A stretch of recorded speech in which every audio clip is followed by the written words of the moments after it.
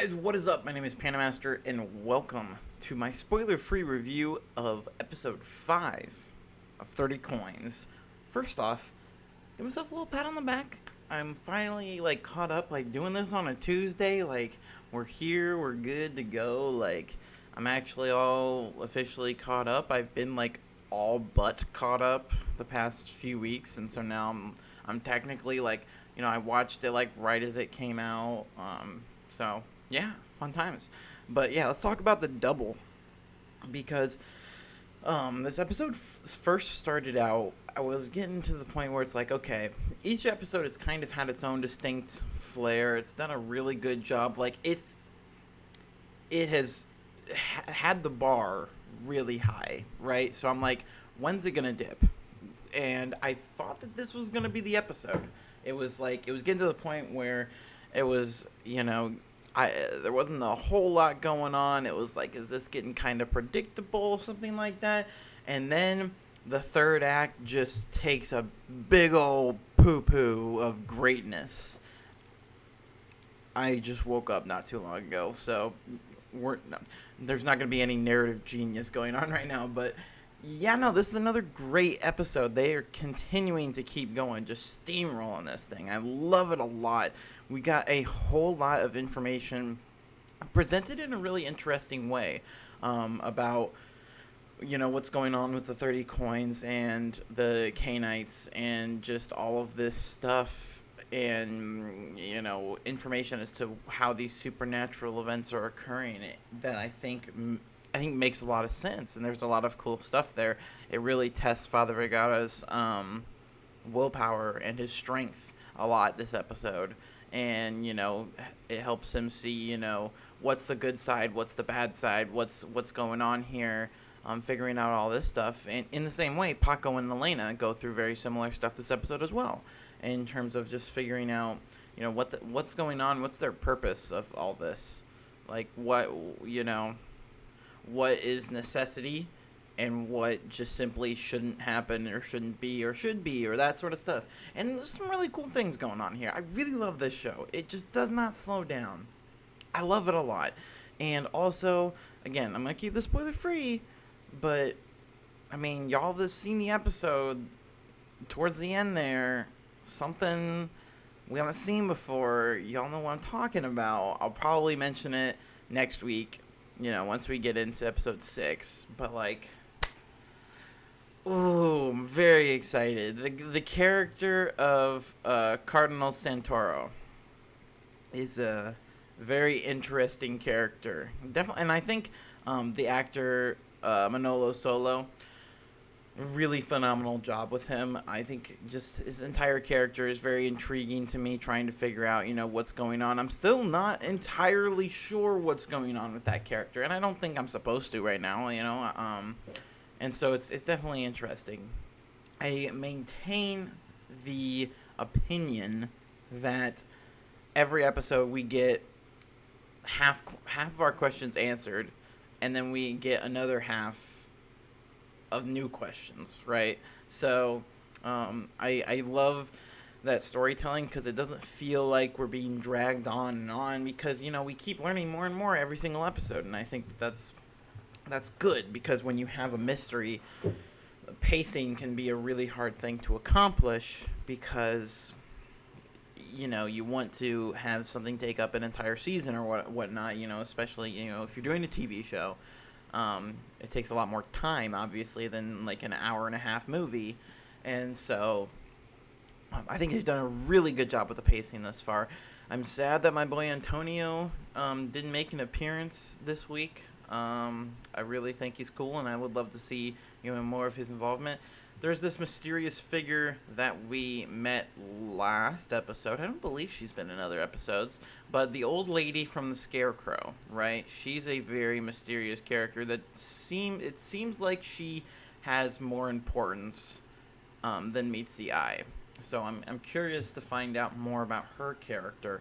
If she's just, if she does have this deeper plot than I anticipate she does, or maybe it's not. Maybe I'm overthinking it, but I'm very curious to find out about this Scarecrow lady, because she's she's a little cuckoo for Cocoa Puffs, but we love her anyway. Still hate Merche. I'd say this is the most passive she's been all season. Bravo to her for only making me hate her slightly. This episode specifically, I still hate her guts. But in terms of things she's done in this episode, we'll say it's on the mild side this week. Thank God. I just want to see her role diminished and diminished until she's no longer applicable, because Paco and Elena are my ship from now until the end of time. Also, for those who've seen the episode, Megan Montaner fans will be very happy. Will be very happy. I was very happy this episode for certain things, not the entire episode, because nothing is concrete in this show, right? Anything good never lasts, and so, but there's some great moments, and y'all know what I'm talking about if you've seen the episode. Wink, wink. But yeah, the biggest thing about the double, and I'm gonna keep this in spoiler-free terms. I'm trying to tell because, like, some of the things that happened in this episode, yes, they did get a little bit predictable, but I can't tell if the showrunners wanted that to happen. Because if you look at the title of the episode, like the double, it kind of gives away a lot of the plot that goes on, like a lot of the twists and things like that. And again, I'm keeping things spoiler-free because it's literally the title of the episode. Like, that's what it's about. And I don't think that any of the other episode titles have really done that before, so that's why I'm like, I don't know if they purposely meant for it to be like that or what. But I don't necessarily fault the showrunners for it, because I do know there are times, especially when you have a complex mystery narrative, where the standard thing of like, oh, this person is a spy or whatever, like, again, this as an example, but like, that's to be expected.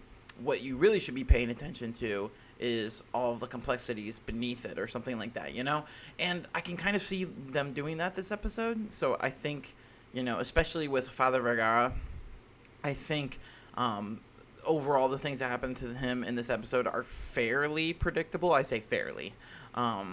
But there's also a lot of depth to what happens this episode in his storyline, and there's a lot to kind of like decipher and figure out, just about mostly the loyalties of the characters around him and the people in his life and that sort of thing. I think a lot of that is put into question this week, and there's no solid answer, and it's really awesome, and I really like the different stuff they've been doing there with just light mystery elements all over the place. Like, it's not where it's like, oh, where are the coins? And that's the only question we have, It's like, okay, like, what kind of person is Father Vergara? What kind of person is Cardinal Santoro? Is that even a person?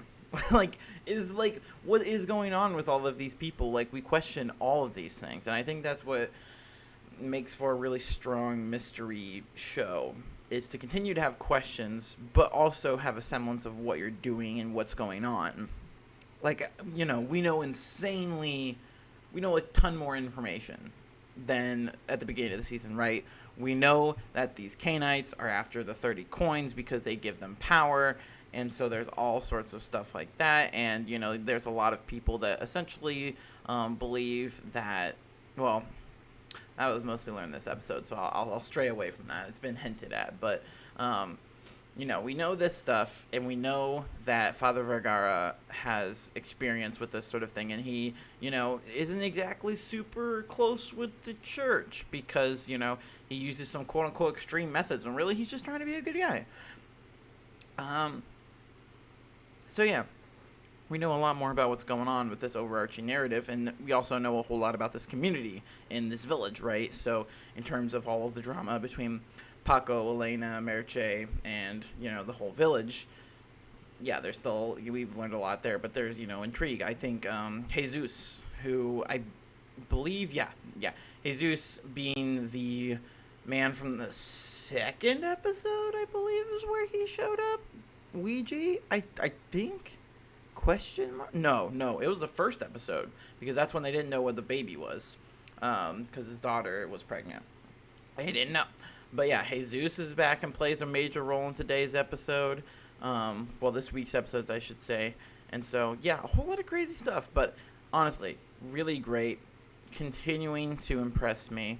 It's probably, well, it's not probably, it is one of my favorite shows right now. I enjoy it. I get excited every Monday. And I'm excited to see Holy War next week. I'm definitely very interested. I think it's going to be a big episode next week. But let me know what you guys thought of the episode down in the comments below. Like if you like this video. Subscribe if you want to see more. And I'll see you guys next time for whatever it is I'm doing. Alright, see ya.